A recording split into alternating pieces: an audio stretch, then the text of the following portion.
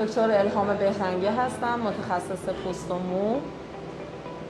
میخوام در مورد کاربردهای لیزر CO2 برای شما صحبت کنم. لیزر CO2 دو هند پیس داره یا دو جور کاربرد داره.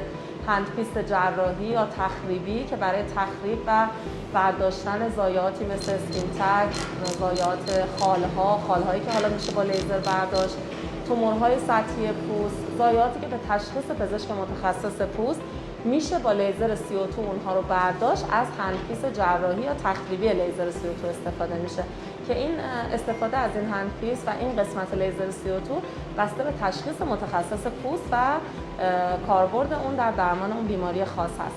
اما هندپیس فرکشنال لیزر که بیشتر استفاده میشه و کاربردهای بیشتری در درماتولوژی داره، این کاربردها شایع‌ترین هاش و بیشترین هاش عبارتند از اسکارها، شامل اسکارهای آکنه، اسکار محل جراحی، سوختگی، بریدگی، آبله مرغان و هر اسکار یا رد پایی که از ضایعات قدیمی به جا مونده باشه، حتی اسکار سالک.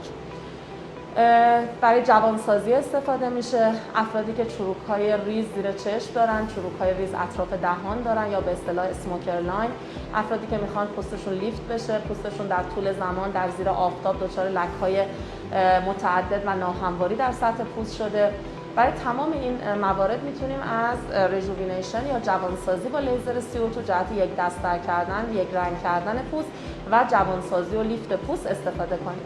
کاربردهای جدیدتری که برای این لیزر استفاده میشه از لیزر فرکشنال، در حقیقت لیزر اسیستد دراگ دلیوری یا انتقال داروها از سطح پوستی با کمک لیزر هست.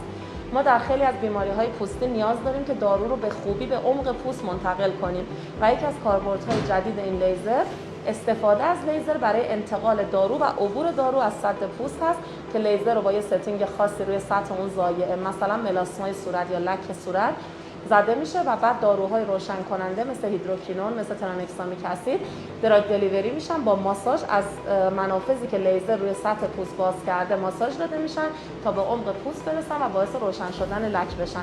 یکی از کاربردهاش اینه. همچنین در درمان خیلی از بیماری‌های دیگه میتونیم با کمک لیزر داروها رو از سطح پوست عبور بدیم و باعث بشه که با درد کمتر اثر بخشی بیشتر و سریعتری رو از اون دارو داشته باشیم.